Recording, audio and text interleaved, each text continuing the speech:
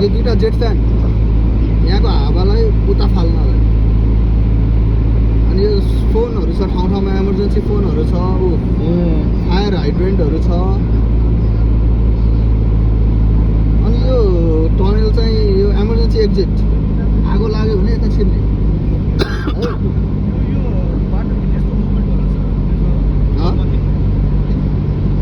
Brake लाउनु भएर हो है?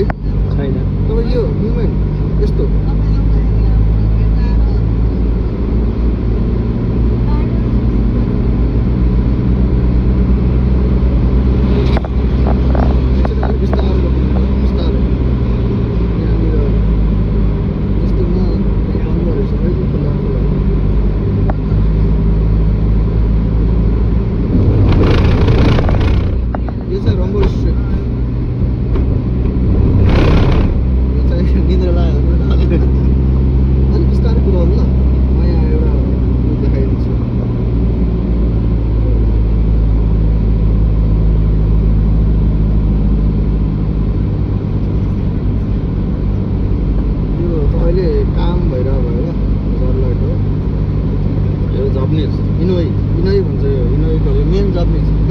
ठुलो बसहरू चाहिँ आउनु मिल्छ कि मिल्दैन?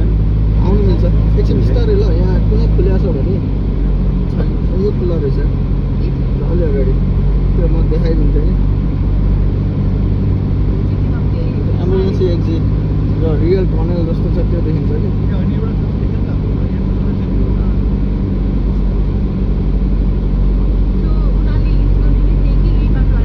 यो मात्रै युज हुन्छ, त्यो चाहिँ यहाँ आगो लागि भयो, रेस्क्यु गर्नु पर्यो भने मात्रै त्यो खोल्ने हो।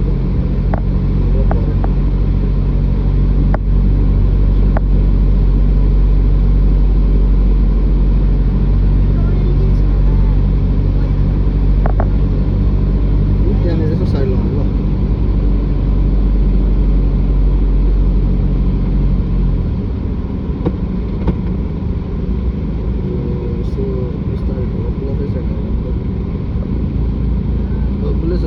एकछिन रोक्नु ल, हेर्ने हो नि त।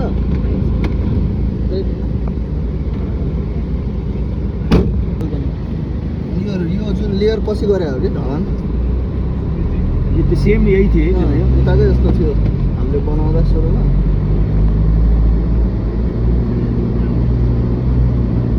यो जापानिज भएर यस्तो राम्रो भयो कि।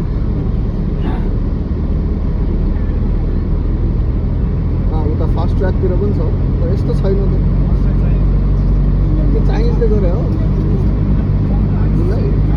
चिन्छ होला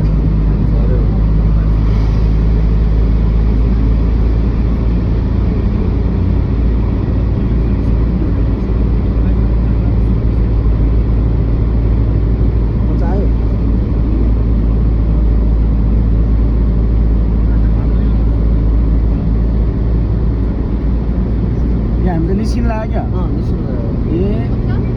सिस्ने खोला तल चेकपोस्ट कटेकै नाडुला चेकपोस्ट केही परेन। अब हामी डाइरेक्ट तल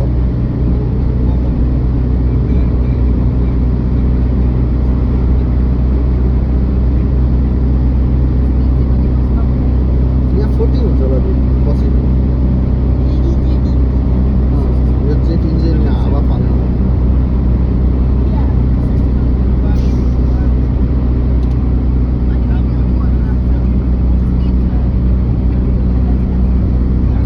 अब सरकारलाई दिने हो हामीले। सरकारले भोलि बाइक पनि छिराइदिनु बेर छैन। बसहरूलाई नि हाइट पुग्छ है? पुग्छ त्यो यसले गर्दाखेरि असर गर्दैन यो फ्यानले? हजुर होइन, यो डिजाइन पुग्ने नै गरी गरेर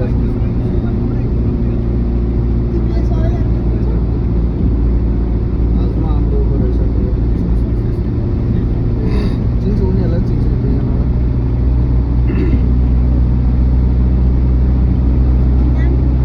यो छ नि यो लाइटको हेर्नु होइन, यहाँ थोरै लाइट छ होइन। अब निस्किने बेला लाइट धेरै धेरै धेरै धेरै हुँदै गइरहेछ क्या। किन यो भनेको आँखालाई सजिलो बनाउनुलाई क्या। एकैचोटि बाहिर निस्किन अँध्यारो नहोस्। लाइटको पनि त्यस्तो हुँदो रहेछ स्टोरी मजा लाग्यो। अब जस्तो अब इन्टेन्सिटी बढ्दै जान्छ कि। कुकुर पनि छिरेछ सुकुर यसो नि पर्मिट रहेछ। कहाँ छिर्यो उतैबाट आयो होला यो सायद छिर्यो होला उज्यालो राम्रो बाटो देख्यो कुदै जायो अहिले चाहिँ लाइट कम बालेको छ यहाँ धेरै लाइटहरू छ नि राति चाहिँ के पुरै लाइट बाल्छ लाइट